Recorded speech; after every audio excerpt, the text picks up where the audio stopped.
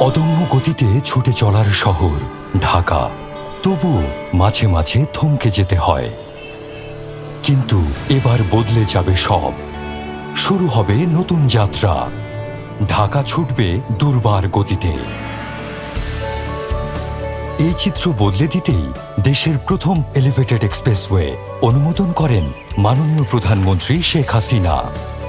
ঐতিহাসিক এ প্রকল্পের চুক্তি স্বাক্ষর হয় 2011 সালের 19 জানুয়ারি এবং ভিত্তিপ্রস্তর স্থাপিত হয় 2011 সালের 30 এপ্রিল। দেশের সর্ববৃহৎ এলিভেটেড এক্সপ্রেসওয়ে নির্মাণ কাজ শুরু হয়েছে। 19.3 কিলোমিটার দীর্ঘ ঢাকা এলিভেটেড এক্সপ্রেসওয়ে সংযুক্ত করবে ঢাকার উত্তর এবং দক্ষিণ অঞ্চলের 4টি এলাকা। এখন অনেক কম সময়ে ট্রাক নিয়ে মালামাল পৌঁছতে পারো, ট্রিপ পারলে আয়ও পারবো, আর রাস্তায় নিরাপদে চলতে পারো। 31টি র্যাম্প দিয়ে প্রতিদিন চলাচল করবে 1,60,000 যানবাহন, যা ঢাকার সড়ক ও যোগাযোগ ব্যবস্থাকে আরও উন্নত করবে।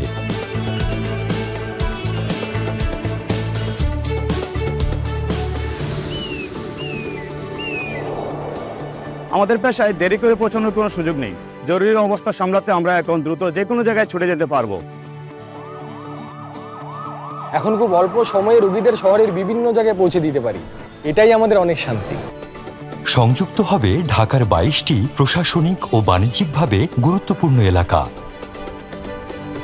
প্রতিদিন আমাকে ঢাকার বিভিন্ন লোকেশনে অনেক মিটিং করতে হয়। এখন আমি প্রথমে অনেক সময় বাঁচাতে পারি, শিডিউলও ঠিক রাখতে পারি। সরকারকে ধন্যবাদ।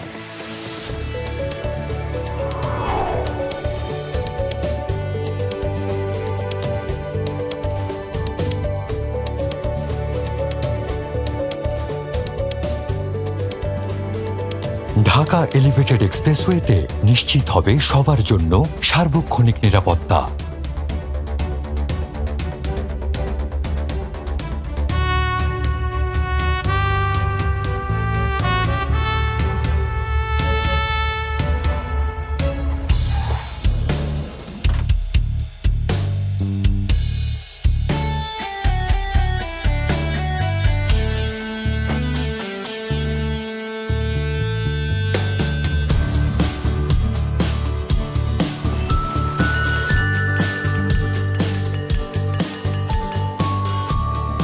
প্রতিদিন আমার চিন্তা থাকে যে ওরা নিরাপদে স্কুলে পৌঁছাতে পারবে তো। এখন আমি নিশ্চিন্ত যে ওরা নিরাপদে স্কুলে পৌঁছাতে পারবে।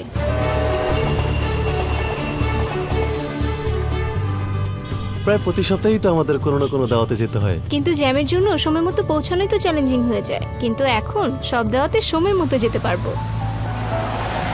ঢাকা এলিভেটেড এক্সপ্রেসওয়ে সৃষ্টি করেছে আরও একটি দৃষ্টান্ত। ভূমি অধিগ্রহণে সম্পূর্ণরূপে মানা হয়েছে বিশ্ব ব্যাংকের IPFF নীতিমালা। শুধুমাত্র ভূমি মালিকরাই নন, ন্যায্য ক্ষতিপূরণ পেয়েছেন ওই সকল স্থাপনার ভাড়াটিয়ারাও। মাননীয় প্রধানমন্ত্রীর নির্দেশে ভূমি অধিগ্রহণ 215 একর থেকে নামিয়ে আনা হয়েছে মাত্র 30 একরে। এটা নিশ্চিত করতে সম্পূর্ণ পরিকল্পনা বদলে নতুনভাবে কাজ করতে হয়েছে। বেশিরভাগ ক্ষেত্রেই ব্যবহার করা হয়েছে রাষ্ট্রীয় জমি।